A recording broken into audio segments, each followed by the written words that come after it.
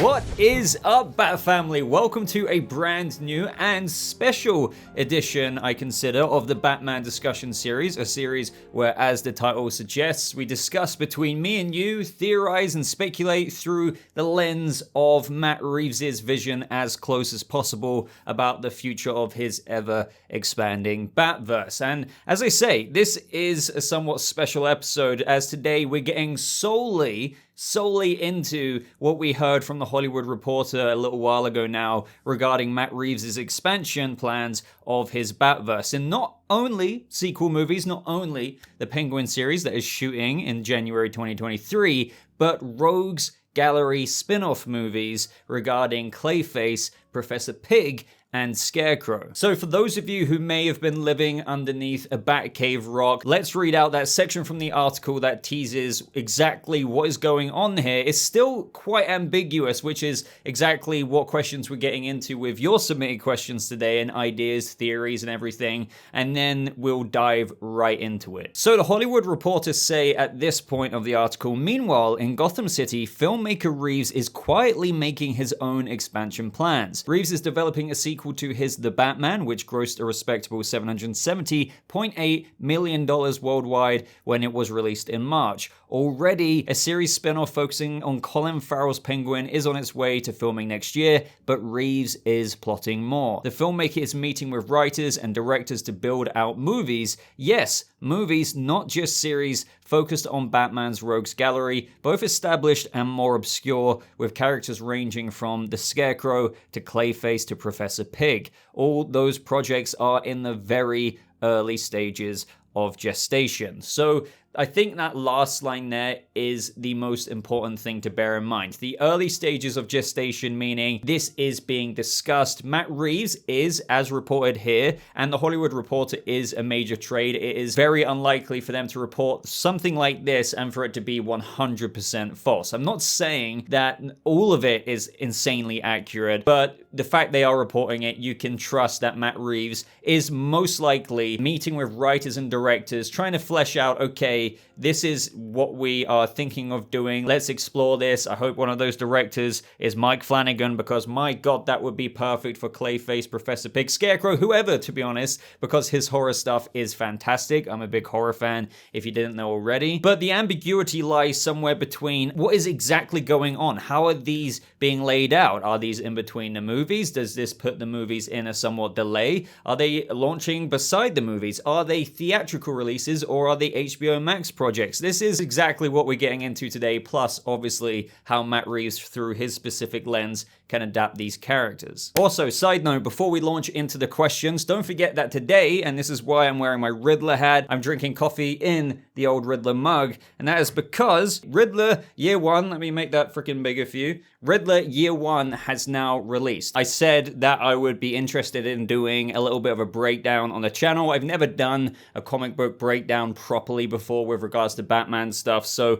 diving into this canon story, like this is all canon, the artwork is amazing, written by Paul Dano, the Riddler himself. It just kind of springboards Edward Nashton into unfolding the lies that Gotham is keeping through the Gotham Renewal Fund. Let me know, and we will be covering that on the channel at some point in time in the near future. But let's launch into question number one. I know that was quite a bit of an intro. Would appreciate a like on this video, by the way, if you're a fan of the Batman videos on this channel. Also, tons of you who watch this, ranging from any of my Batman videos. My analytics actually say a lot of you are unsubscribed, so double check that red subscribe button, and maybe today is the video that you'll think, yeah, you know what, I'll give Boba a subscription. So that would mean a lot to me. It helps my channel grow, obviously, but enough freaking advertising here. So this is from Dude, and he says, I believe the reason they are doing villain spin-offs is because they're going to have an Arkham Asylum type movie for the third movie. Also, if they are doing Clayface, does that mean this universe will have supernatural elements?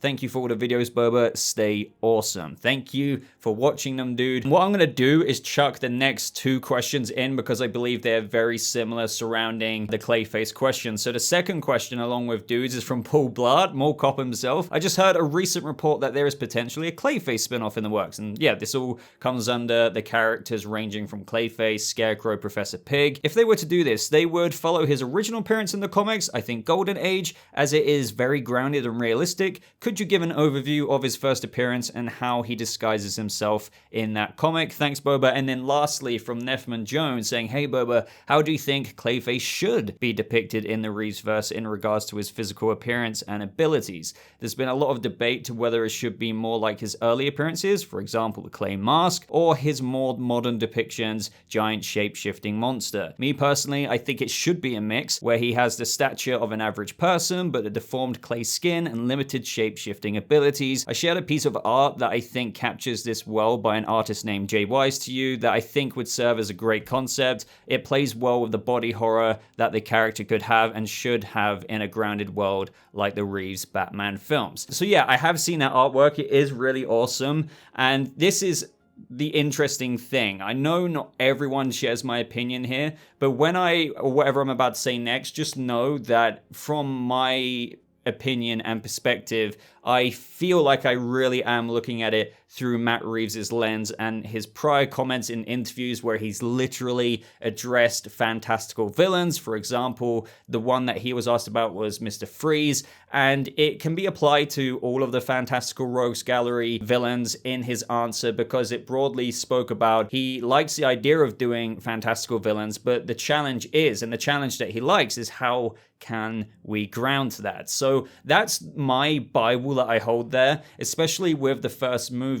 I understand some people say it doesn't outright cancel out fantastical, and I agree to an extent, but I do feel like it gives us the mold that you can print future villains off of. And always when it comes to these fantastical villains such as Clayface, people ask me all the time, what do you think? Oh yeah, I definitely think they can do the blob monster version of him, or Poison Ivy. They definitely can be metahuman powers, but I kind of disagree. But that doesn't mean you can't do it, and that you can't do it without a fantastical element. You most certainly can. Without repeating myself so much from previous videos, because I'm sure there's some people who watch every video who get sick of hearing this, but I understand some people tune in, some people tune out. As I always say, Matt Reeves grounded his Planet of the Apes movies through the foundation of a drug that is unrealistic, evolving them to be able to take over the freaking world. Yet those movies with Caesar and all the apes, with the way they're shown, is grounded in our reality. Like, you know, a real world, people interacting with them. I'm sure a lot of you have seen the Planet of the Apes movies. Now that's the rule of thumb I take when it comes to Rogues Gallery members, even involving Clayface. And I'm about to get into how that can be done in a second. And that is through, okay, ground it in our reality. Don't make it majorly fantastical. So unfortunately for some of you who are listening, that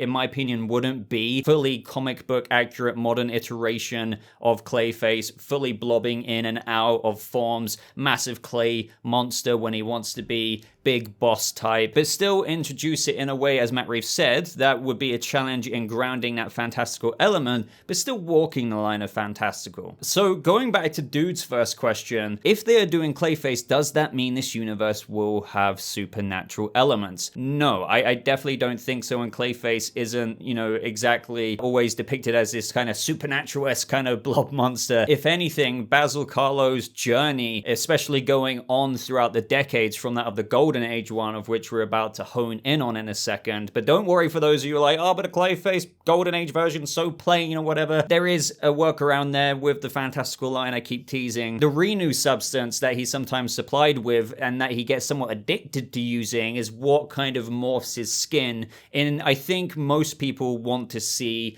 that, even those who understand that they might not do a giant blob clay monster, they still want to see the slipping skin attribute to whatever Matt Reeves does. So going to what Paul Blart said here, if they were to do this, they would follow his original appearance in the comics, I think Golden Age, as it is very grounded and realistic. Could you give an overview? I mean, sure I can. So the Golden Age Clayface, I think a lot of people also do realize it is insanely close to what Matt Reeves would do, albeit I think a lot of fans, while understanding that, still want to see a more blobby version. And that's because the reason why it fits so well into Matt Reeves' world is because the Golden Age Clayface literally kind of got driven driven to madness, you could say, lunacy, jealousy, rage, because he was a very prolific actor, also prosthetics makeup artist, which is, again, fits so well with this universe. But when they were doing a remake of his movie, where he played in the original version, the Clayface monster, he was like offered an advisory role, you could say, to like help out with the remake, but he got like really pissed about it. So what he did is he dressed up in that original Clayface slasher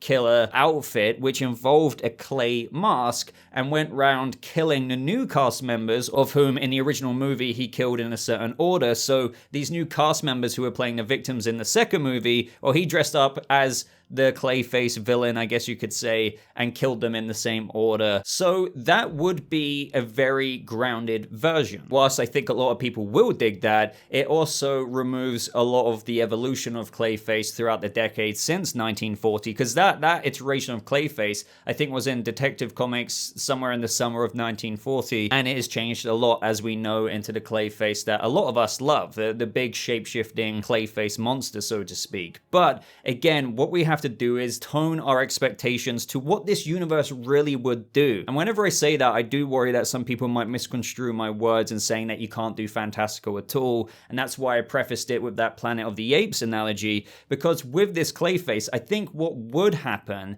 is you would have the Basil Karlo Golden Age Detective Comics version, where, as I went over in that somewhat origin, he was killing all the actors playing the victims in the remake of his movie. And I feel like what they would do in this version is, instead of it just being a simple clay mask, I do believe the line of fantastical would be a substance that he would be given, like Renu, that would alter some things. But at the same time, I don't think it would go as full scale as he applies Renu to his face. The more he uses it, the more, I guess, like Batman the Animated Series, where his skin just starts stretching like this, and he truly can morph into whoever or whatever he wants to look like. I do think Matt Reeves will heavily lean on the fact that Basil Karlo is also a prosthetics expert. So what you can look at this like here is, as I've mentioned before, in the Tom Cruise Mission Impossible films, I'm sure some of you remember how they can just peel that face off, yet the Mission Impossible movies are meant to be, I guess, grounded in our world, just with unrealistic technology. That is exactly what I'm on about. The same with the Bond movies. There's some gadgets that are realistic, but some I don't think can be achieved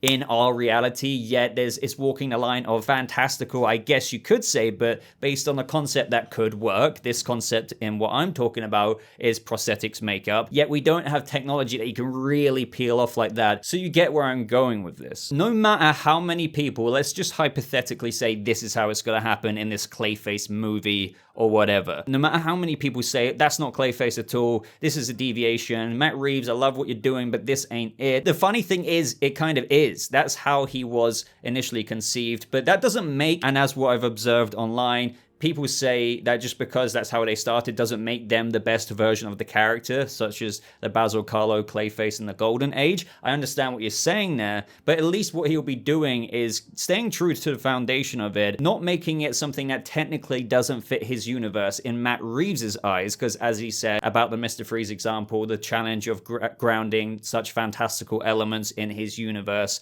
but he would give you some line of fantastical. So he would have prosthetics that would be extremely useful and bordering on the line of unrealistic, image changing, so he could make himself look like other people, a master of disguise. Maybe they do want to add a substance there, such as Renu, which can actually alter some properties of the face, or just give whatever prosthetics that he is doing an incredibly realistic look. So, for example, look how amazing the prosthetics are in real life on Colin Farrell's Penguin. Imagine something that Basil Karlo in universe could come up with, but something that assists his actual makeup. So instead of actually doing what the makeup department did to Colin Farrell, giving him a fat suit, giving him all of these, prosthetics on his nose, Basil uses this Renu substance that Clayface does use in a lot of iterations to make it an easier process and a more believable one. That is exactly, I'm not saying that is it, but this is exactly the vibe and direction I feel like Matt Reeves would go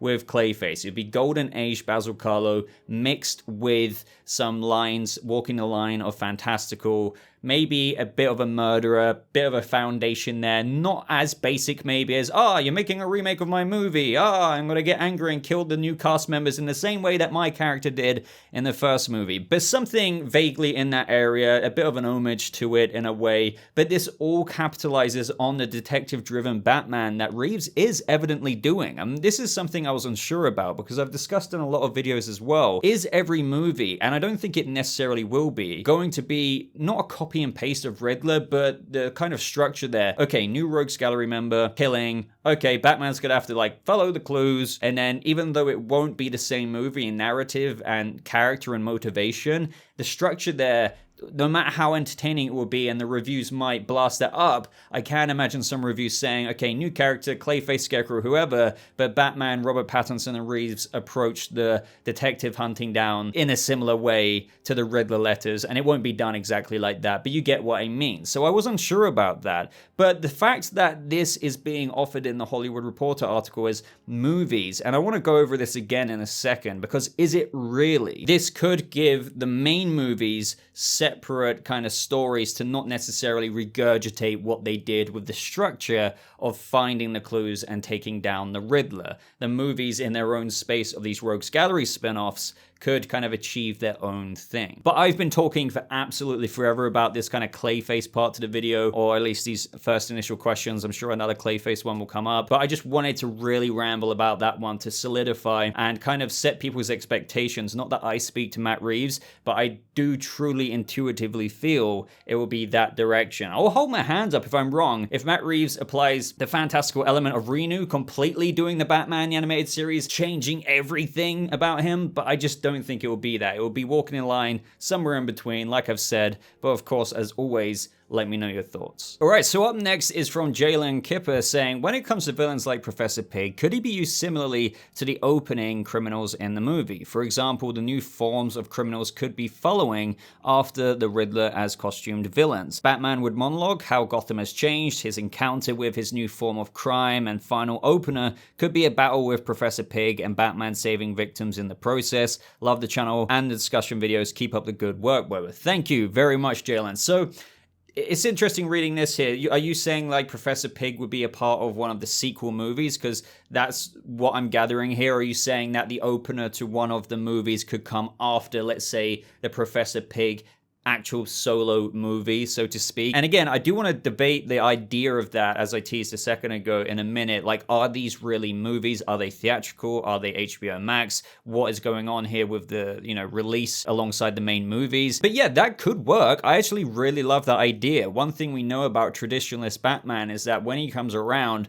a lot of, wackier and crazier individuals who later become a part of his Rogues Gallery, the most popular Rogues Gallery members, weren't really there. The criminal element changed. There is always the traditional criminal element in Gotham, but then you get characters like the Joker, you do get Professor Pyg, you get Basil Carlo's Clayface, you get Jonathan Crane's Scarecrow. These weren't really around. It was people like Maroni and Falcone ruling the days of old crime in Gotham. And again, they're present in a lot of Batman media while the Rogues Gallery are operating, but a new wave came. So for sure, after this first movie, especially after the flooding, it could be like a baptism of Gotham into the new age of Rogues Gallery, and I do absolutely adore that idea. And in a way, Matt Reeves could most certainly follow that for sure. Riddler was one of the first. Technically, Joker got put away first in Batman Year One, and he was already in Arkham by the time Paul Dano's Edward entered Arkham at the end of the first movie. But he hasn't even got the moniker of the name Joker, so his more theatrical serial killing debut in the future of Robert Pattinson's Batman still is properly yet to happen. But Riddler was the first masked villain, you could say, who really made it quite a theatrical thing, blowing up Gil Colson, the district attorney, all the other murders, Gotham News, live streams, you name it. This is a new era of Gotham. Now, Professor Pyg, it is being reported that these early gestation of ideas of whom Matt Reeves is meeting with directors and writers to expand out these projects are apparently movies. So I guess I will take your question as maybe we'll get the Professor Pyg thing, but maybe he could be kind of put down in the early stages of the first movie. And I do love that idea in one way. I don't know if it would go down that way, but again, I've always wondered and fantasized about the monologue opening of the second movie. There's no way Reeves can't capitalize upon that in each movie. The first part of the Batman, I think, is my favorite part. You know, Thursday, October 31st. The city streets are crowded for the holiday, even with the rain. It gives me chills right there. I know that sounds so nerdy cheesy, but with the bat signal lighting up there, the drifter walking throughout the rain, it is the most, I think, quintessential personification portrayal of Batman that has ever been brought to film, in my opinion, just in those first 3 or 4 or 5 minutes before he confronts the train gang and saves that, you know, victim at the train station. So I love any kind of idea that's given to me about how the second movie could open up the third movie. I think it will always show like a new way of personifying Batman. The first movie was about the criminal element, very Batman Year One graphic novel comic. But the second movie could be like a similar, how do we introduce Batman in the second movie? Let's do it like this. Maybe more in action, jumping from rooftop to rooftop. Maybe a montage of crime stopping rather than just concentrating on one train gang or something like that. But maybe focusing on an existing early formed rogues gallery villain. I do like that idea, but maybe it'll kind of put down how important they are to just open up a main Batman movie out of this, for all we know now, trilogy at the beginning. Unless he's had a whole solo movie before that. I don't know if people would like, hey, that was Professor Pyg and he's already been taken down. I don't know about that. It's just, this is the thing. Despite me doing this video and discussion series about what the Hollywood Reporter gave us with these plans that Matt Reeves has with regards to these rogues gallery projects, I still have, it's funny, I was thinking in this as I was screenshotting questions, as much as I can talk about this, there's so much unknown, like how is it going to be laid out? Is the Batman going to appear in it? But if he is, how does this follow the whole villain? Is this a prequel to even the first movie with how Laszlo Valentine starts and doesn't even put on the Professor Pyg mask until a certain point? There's just, I don't know. There's so many spiders webs that of ideas that, you know, create another bubble, and then there's webs and webs and webs of where things can go. I kind of love the excitement of how much is unknown about this at the same time. And before we move on to that next question from Dark Brick Studio, I want to focus a little bit more on what this paragraph even is, because, you know, it goes on to say, you know, the Batman movie grossed $770.8 million, but Reeves is plotting more. The filmmaker is meeting with writers and directors, which I do believe. This is what I was meaning when I was not questioning the Hollywood Reporter, but this is a major trade, as I said. I 100% believe that most of this is true, but I do wonder if whoever regurgitated this or whatever source gave them this firm scoop, is it really movies though? Is it really movies? Or is it going to be a limited series? Because this is the thing. Penguin, starring Colin Farrell, starting production early next year, is a limited series. I expect it's going to be 6 to 8 episodes max. I would be very surprised if it's more than that. It bridges the gap between the second and third movie. Colin Farrell recently spoke about how the movie opens up with him in Falcone's office, waddling in like a puddle of water because obviously the flooding. So it kind of knocked me for 6 in a both pleasantly surprising way, because oh my god, he's actually, they've got firm solid scoops on Matt Reeves talking about projects involving Scarecrow, something we've spoke about here for ages, Clayface and Professor Pyg. But when I heard movies, not just series, yes, movies, they say, that is just such an odd thing for me to really digest. Not that I'm against it, it's just, we've got the Batman one, right? It's released already, came out March. We've now got the Penguin series filming in January. Since that's a limited series, I expect around 6 to 8 episodes, as I said. I do believe, considering that's not going to be madly CGI heavy, I think that should be able to come out in the fall to December holiday period of 2023. And I know the Batman 2, Chapter 2, probably won't release until early 2025. We'll be lucky if we get it fall 2024. So there is time for something else to come out. But for it to be like shot and then finished, I don't know about that. We do know the HBO Max Arkham series is a thing that evolved from the GCPD series that got put on the shelf, unfortunately. That was originally announced at DC Fandom 2020. Then the Penguin series came about. That's actually happening. Arkham series is just in discussion. It's not been greenlit yet. I think they want to wait to see how everything is approached on the Penguin series and think, yeah, you know what, we can move ahead with the Arkham series now. But then the Hollywood Reporter come out saying the filmmaker is meeting with writers and directors to build out movies. Yes, movies, not just series, focused on Batman's Rogues Gallery, both established and more obscure. And this is one thing that intrigued me, the wording here, with characters ranging from Scarecrow to Clayface to Professor Pyg. So I don't know if that, and maybe I'm reading too deep into this, they say with characters ranging from. So I don't know if that guarantees each of these villains. By the way, as it literally states here, all of these projects are in the very early stages of gestation. You shouldn't take this as absolute fact. We are getting a Scarecrow movie. We are getting a Clayface movie. We are getting a Professor Pyg movie. But characters ranging from. They might flirt with the idea of doing a movie for one of them, maybe two of them, maybe even though three of these characters, Scarecrow, Professor Pyg, and Clayface, are being kind of just stated as these ideas of, okay, let's do a movie, let's meet with some writers and directors. They could still change from what is being reported here as a movie to an HBO Max limited series like Penguin. This is what kind of end of the swimming pool you need to kind of tread water in. Don't place your feet firmly on the ground in that this is happening, this is a movie, as I said. Be open to kind of reports in the future, the next year,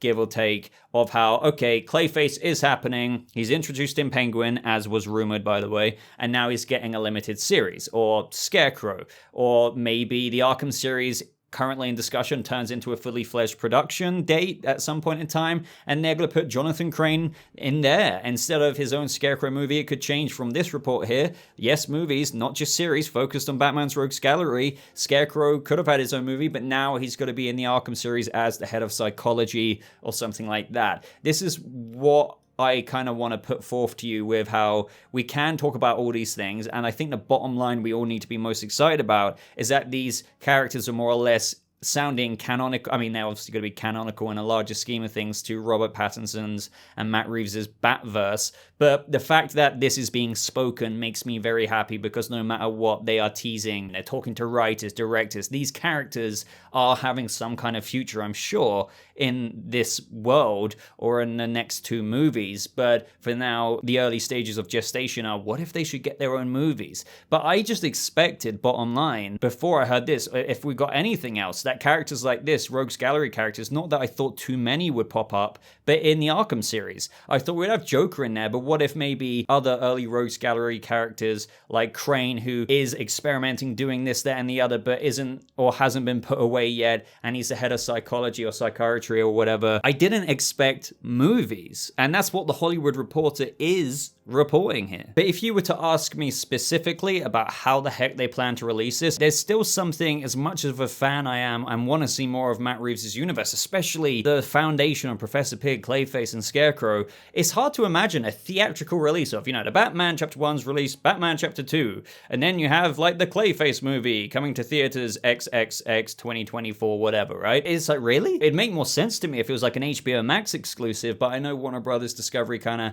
want to lean more towards theatrical releases rather than, HBO Max exclusive movies, because they want to reap all the profits they can rather than keeping it to just subscriptions on HBO Max. All I do know, though, is that I think it is most definitely a sure thing in some regards. Again, I do think it's a situation that is in flux, so Scarecrow, Clayface, and Professor Pyg, all those movies might not be greenlit, but don't forget that Warner Brothers Discovery offered a first look deal to Matt Reeves. That was big news a little while ago amongst all of the Warner Brothers Discovery apprehension fans had about, oh my god, is the Batman universe safe? What is really going to go on here? They slapped back by giving him a first look deal, and Michael DeLuca and Pam Abdi, the current people who are holding the reins, like, David Zaslav wants to find his DC Kevin Feige. Those two people are the current people filling that void, and they're the people who have greenlit things like Constantine 2 of Keanu Reeves. They're making the big Kevin Feige decisions of the DC universe until they can, find that figure. They said they basically will finance anything Matt Reeves wants to do. He's got a deal where he has to,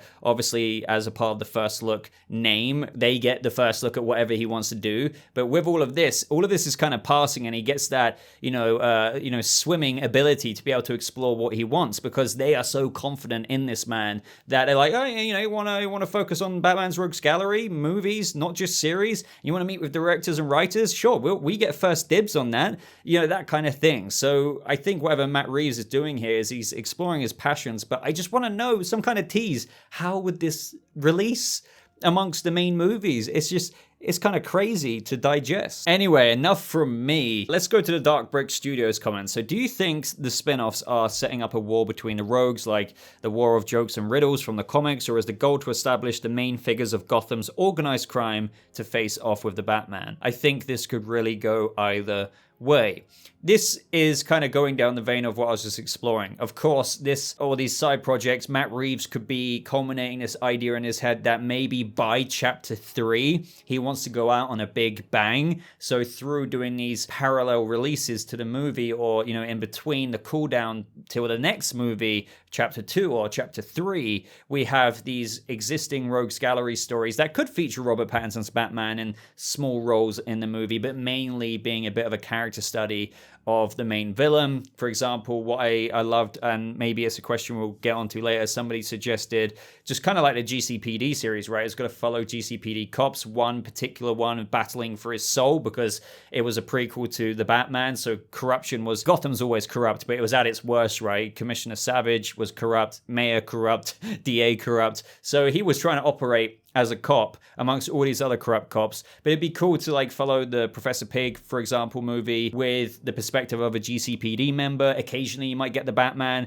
Pattinson cameoing in the movie, but maybe it's more about the GCPD taking this case because Batman can't always be there, right? And that could be maybe the root of the movie that will be fleshed out. But getting back to what you were saying, I wouldn't say it's completely beyond the reach of an idea that chapter 2, who knows what it's going to be about, but by chapter 3, because I always say, let's just approach this, for now, if we get more movies, we'll celebrate and have a party all night. But for now, we should assume it's 3 movies. Robert Pattinson has said, Matt Reeves has said, and flirted with the idea of, a psychological roadmap for his Bruce character for 2 more movies. So that's what I always say, just let's assume 3 movies. Let's just say the 3rd movie, hypothetically, is the last. He might want to go out on a bang. Maybe an actual war between rogues and multiple rogues galleries, so that could be why we might get a Scarecrow and Professor Pyg separate project in the form of movies, apparently. I know this has been quite an idea of when people have seen Joker and Riddler in Arkham together,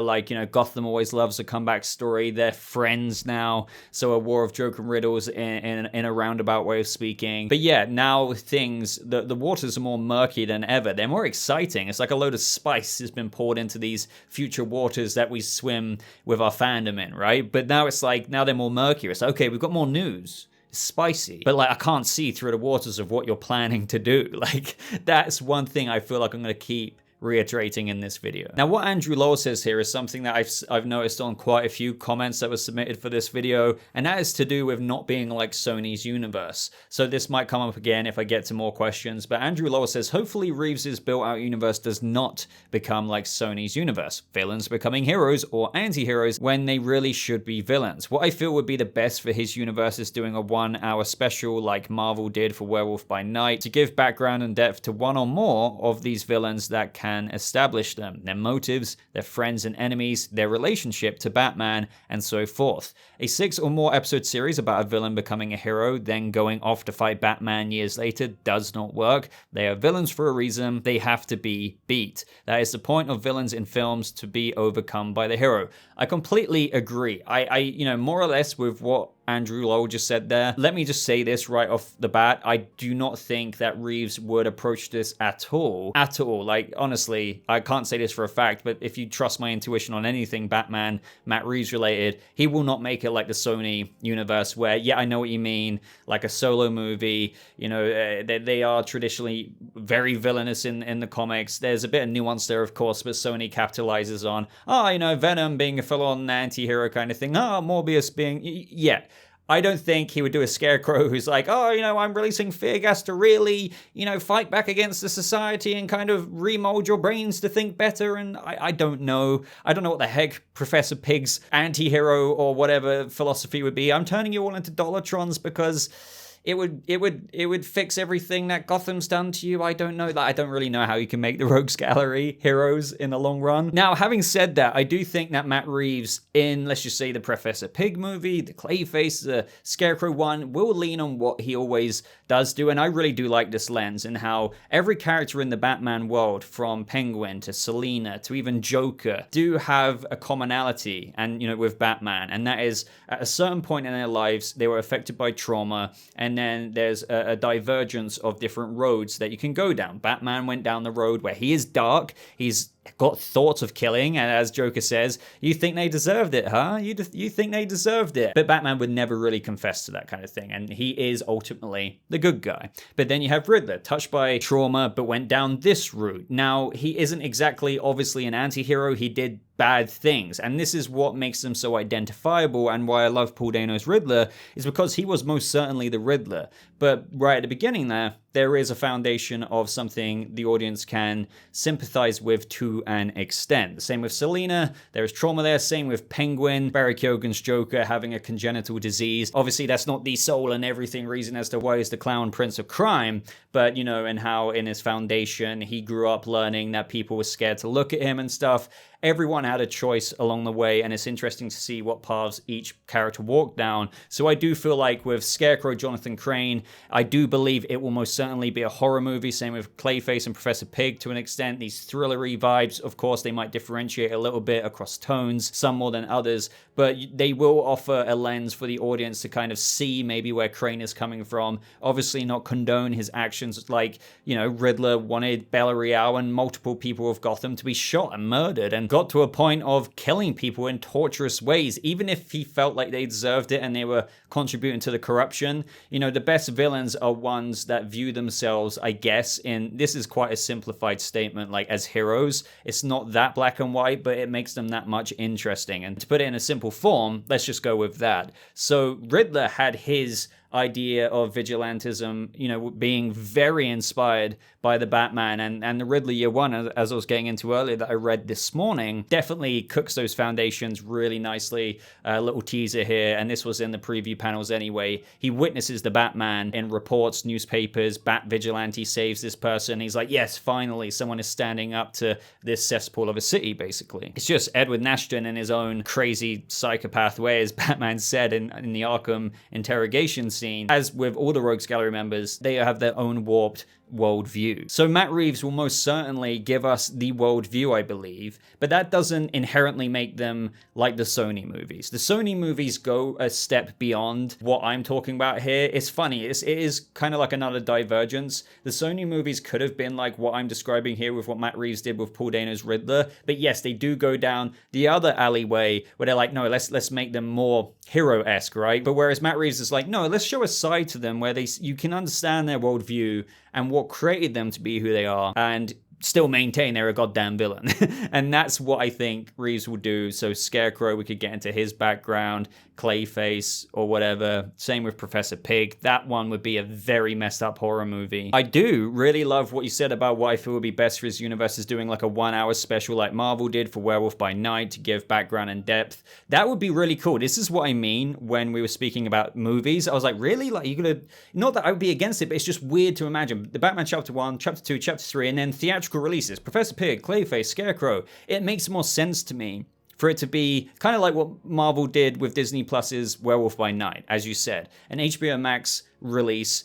Now, the reason why, as just to repeat from earlier, to just emphasize, I was thinking, but it might be theatrical because Warner Brothers Discovery really want money right now. They've got a lot of money issues. They don't want to do HBO Max exclusive movies. Blue Beetle was originally that got canned in the sense of they're not just doing it for HBO Max, they're releasing it theatrically. Batgirl was an HBO Max exclusive movie. They canned that. They didn't want to make it theatrical because it was designed to be just streaming level, not theatrical, amongst all the other reasons. But technically, the more I think about this, the more Warner Brothers Discovery might still be fine with making Professor Pyg, Clayface, and Scarecrow HBO Max special-esque movies, because no matter what, they are HBO Max, which will obviously blend in and merge with Discovery Plus at some point in time. It's still a streaming service. It's still going to have lots of content stream, brand new content for a long time to come. And even though they'll probably think, oh yeah, but we wish we could get tickets of this in the box office, Matt Reeves, and just like the Penguin series, albeit it's an episodic series, I do feel like these movies would be better served as bonus content movies to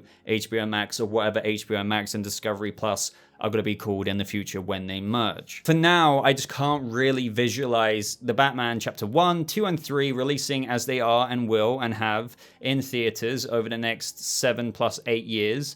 And then these theatrical releases in your local cinema of the Professor Pyg movie. Something is telling me that even though Warner Brothers Discovery want theatrical releases in general, that Matt Reeves will probably put these on streaming services. I would love to know your thoughts on that, but yeah, I've kind of deviated off what you were saying. They will be villains. They won't go the Sony Universe route. I think there will be a character study element to it, like what we had with Riddler, like even what we've had with Todd Phillips' Joker. That insight into the warped humanity these villains have doesn't make them heroes, especially if by the end of the movie and throughout the movie, they are doing messed up things. Whereas Sony's side of things, they do keep going on that anti-hero-esque path to the point of where they're not really the villainous characters that you know from the comics. And just kind of leading off what we just said, Imran Peter Ali says, hey Boba, big fan from the Caribbean, thank you. I really enjoy the Batman and I hope that the second movie can surpass the first, but don't you think Matt is moving a bit too fast with all the plans for spin-offs? Not necessarily. As I said, let's wind back. This is in the early stages of gestation, these ideas and projects. We don't know exactly how it's going to go down. I don't think it will be as bloated as, like, this is the thing. As fans, sometimes we see things a bit too much at face value, so when you hear this, it's like, okay, we've got the Batman Chapter 2, we've got the Penguin. Now they're talking about 3 movies. As much as I love hearing about these Rogues Gallery characters being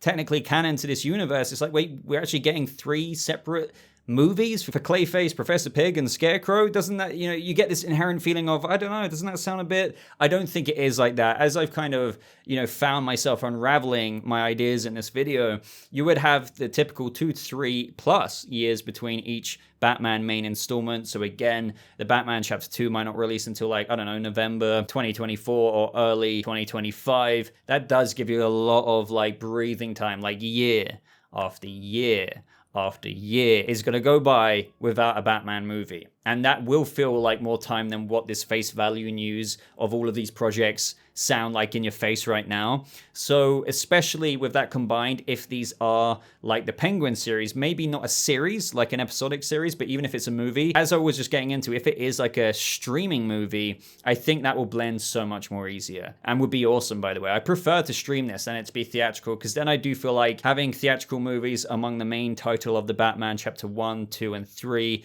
and then all of these spin-off movies, that does sound a bit hard to execute unless they spread out the main chapters of the Batman even more. Even if they did that, I feel like introducing a villain solo Rogues Gallery movie theatrically in between them, even if they delayed it till 2026 of the main Chapter 2 and, 2028 or so for the third one. Even if you had a separate solo Scarecrow and Professor Pyg Clayface movie in between them, that would be bloated. So I do... Again, I think in conclusion now lean on more towards the streaming release side of things. But no, I don't think it's moving too fast at the bottom line, because this is just being discussed. As I said, all of them might not make it. They might rearrange these ideas into actually greenlighting the Arkham series and having Crane there, for example, at the head of it. And that way you could explore some other characters while Crane becomes the Scarecrow. Things like that. But no, I would say hold your horses. Don't worry about it right now. They're just exploring avenues. They want to do something, but that doesn't mean we've got a whole slate of movies, like the Batman Chapter 1 right at the beginning, and then Penguin right here, Professor Pyg movie, Chapter 2 of the Batman here, then Scarecrow, then this, then that. No, it's not that right now. We need to kind of let it breathe out a little bit and see what they're going to do. Now, Austin Kimbriel says, with all of this news coming out, I am excited, but also very concerned. I worry that Matt Reeves might be stretched too thin and that the main project of the Batman 2 would take a back seat. I realize all this takes years to develop, but the main focus right now should be completing that Batman 2 script and getting the ball moving. Is it just me, or does this worry you as well? Thanks. I love all the videos.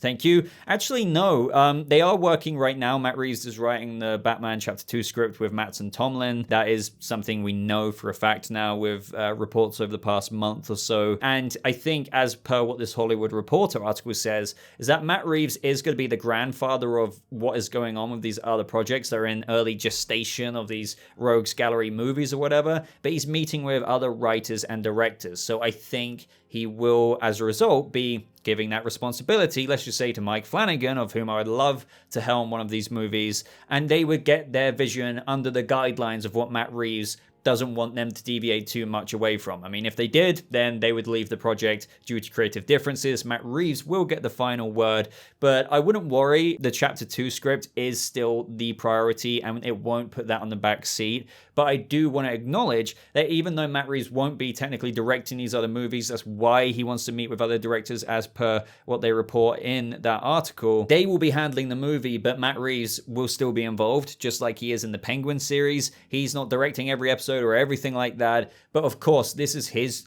universe. Like, literally, he is the creator. So even with this Professor Pyg movie or Scarecrow movie or Clayface movie, he will still, after a director is hired, after other writers are hired, he will be like an executive producer, making sure everything stays in line, whilst also giving them a bit of their flavor. Like, you know, if Mike Flanagan was hired as a director and a writer for, let's say, Clayface or Professor Pyg, he's amazing at bringing his horror to fruition, like The Haunting of Hill House or, you know, Midnight Mass on Netflix and stuff. So I'm sure Matt Reeves would get along very well with him, but also there would, again, be guidelines like, hey, this is my universe, my Robert Pattinson Batman. I think this is the way we want to go, but hey, you show me what you want to do with that. So he would be involved, but I don't think it would allow him or set him back from what he needs to do with the main Batman trilogy with Robert Pattinson. Also, what we need to bear in mind is that these movies are taking a while to come out. As Dylan Clark, the producer, said, it would be a few years before we see the Batman Chapter 2. As I said, I would, you know, just to kind of temper yourself, tell yourself it's 2025, possibly a similar springish March release date. And if we get it by 2024 fall to holiday time, then great. But that's a long way away. We're in 2022 right now. And granted, we're towards the end of the year. You know, we've been talking about this for a while, like way before the summer, during the summer, and, you know, that would mean we're in the middle of 2022, and we still got to get to 2023, and then we still got to get to 2024. That's ages. There is plenty of time, because they're working on the script right now. That will be, you know, drafted and finalized to a certain extent when they submit it to Warner Brothers. Then they'll greenlight it, and then, you know, they will know what they're working with, and then they'll get all the team back, the cast back, and they'll roll production slowly but surely. But by the time that starts, these ideas and directors or writers, whoever are hired for these other projects, will be kind of firmly in place. This is the thing, to bring up what I said earlier, and this isn't a slight at anyone worrying, it's just as a fandom, when we hear reports, I do feel like we see it at face value, and it just seems like a bloated, kind of overcrowded space that seems claustrophobic for what we hold so dear. But when you kind of unravel it, you kind of see the timeline kind of flesh out a bit more, and it seems to make a bit more sense. So I hope maybe I reassured you guys a little bit there with how you might worry about how this could set Matt Reeves or the Batman Chapter 2 on the back burner with all of these other plans going on. I don't think that's the case. It's his baby now. He's signed a first look deal. The world of the Batman after Chapter 1 is fleshing out. Warner Brothers Discovery and David Zaslav say that exemplifies what they want to do, literally. So if he's meeting with directors and other writers, as per what this report is saying, then that is sharing the mantle of responsibility. So this exact concern doesn't happen. Now up next is from Weird Eat Dusk, and he says Professor Pyg in live action is horrific. No way you can do that without a hard R rating. Now, yeah, let's talk about this for just a quick second, because this is the thing. I have an idea that especially if these are HBO Max releases, just like the Penguin series is, albeit we're talking about movies here compared to the episodic series that Colin Farrell's Penguin series is, we do know that Colin Farrell has heavily implied that, to his understanding, one of the things he is most excited about, unlike the Batman movie, even though in the UK it was a 15, that he was told that it should be an R-rated Penguin series. So still canonical to the Batman and obviously everything like that universe. But if you want to watch it, it's got an R rating, and they're going to get a lot more leeway with that, which I love the idea of. More of the mobster, crime, criminal element stuff with the Penguin, of which most certainly things will get gritty in a vacuum of power as of the end of the first movie. My God, an R rating will just kind of allow so much more of the stars to align together to deliver what they kind of need to with all of that mobster element stuff. So if the Penguin series does actually end up as Colin Farrell is being led to believe by his higher-ups and what he's being told about his own show, then yes, considering we've got Professor Pyg, Clayface, Scarecrow, I do think that yes, especially Professor Pyg, we will get an R rating for at least one of these movies if they still stay movies in the next few years. But yeah, just wanted to quickly address that one. Most certainly after hearing that Penguin could be R rated and is apparently going to be R rated, then you have to think that would follow suit and apply to the most applicable characters for these spin-off Rogues Gallery movies. Now lastly for this video, we have Shawnee Sosa 08 saying, I think they should do the Harvey Dent / Two-Face storyline as a film or series. I feel like that would fit the dark tone this Batman has. Now, I don't think that's going to happen, but you may have realized, okay, if they're talking about in these major trade reports of, okay, Matt Reeves is meeting with directors and writers about spin-off Rogues Gallery movies, you know, ranging from Clayface to Professor Pyg to Scarecrow, why aren't they doing Two-Face? You know, why wasn't he one of those three? And that's because, as I've been saying, that doesn't mean that we're not still getting Harvey Dent. I think those villains were chosen for, okay, Scarecrow and Clayface and Professor Pyg are awesome, but mainly why Harvey Dent was left out is because, as I've been saying during this discussion series for months and possibly years now, I think Harvey Dent should be introduced in the second movie, and even if we don't get to frickin' Two-Face, or we could in the third movie, for example, Harvey Dent stays Harvey Dent, the replacement to DA Gil Coulson after he got blown up, for the whole of the second movie, and we might not even see that Two-Face transformation until chapter 3, a few years down the line. But getting back to what I was saying, I think the main reason is because Matt Reeves plans on making him one of the main stars of the Batman 2. Again, I'll hold my hands up if I'm wrong. I just think that's something Matt Reeves should do. Long story short, with this natural progression after the first movie, the reconciliation of Bruce and Alfred more than ever, you know, about him resisting Wayne Enterprises, and, you know, after Alfred got in hospital, they've put things aside. Bruce has grown. Vengeance is to be left in the past, and now he can be hope. All this stuff. Bruce might go out there a little bit more. We know Mayor Bella Real wanted to meet up with him after that cathedral scene, but that never happened. But he had to see what Bruce Wayne could do more for the city, like his family did, in a more philanthropic way. Well, you've got a new mayor who is good as gold, as far as we know, Bella Real. You've got the son of Gotham, who could be doing a lot more, which I think he will, and they'll explore that in the second movie. We've got a new commissioner space open, but we've got a new district attorney space open. And I think it's only natural, again, just to emphasize, you don't have to do Two-Face, but to bring in Harvey Dent and make him friends with Bruce Wayne whilst they're trying to better the city after the flooding of Gotham as good pillars, rather than every pillar before that, the mayor, commissioner, DA, was corrupt. It's so much of an opportunity to explore Harvey Dent's relationship with the other pillars of Gotham, such as Bruce, the new mayor, etc., etc.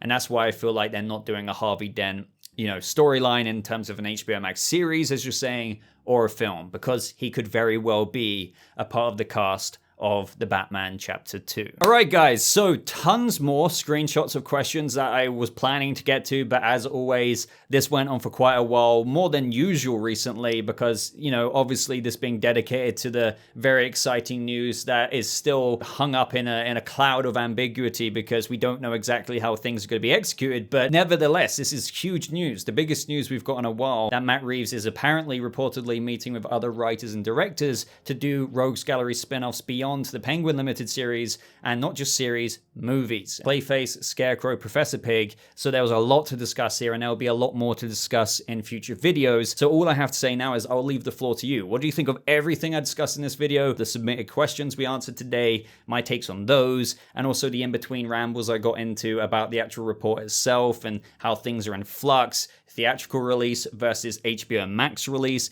There's so much to go over, so can't wait to read every single comment you guys have got to say. As always, if you got this far in the video, the hashtag is gonna be, and I always make these up from the top of my head, hashtag who's the mustache with the broken nose. Put that there, then I'll know that you're one of the real ones, unless you skip to this point of the video. But if you still do it, just know you're false. How dare you? How dare you? Watch the whole video and then do it. But no, really, like the video. Do consider subscribing for more content just like this and all kinds of content, news, reviews. But until next time, guys, thank you so much for watching. I hope you all have a lovely rest of your day, and I'll see the rest of you Bat family in the next video. Goodbye.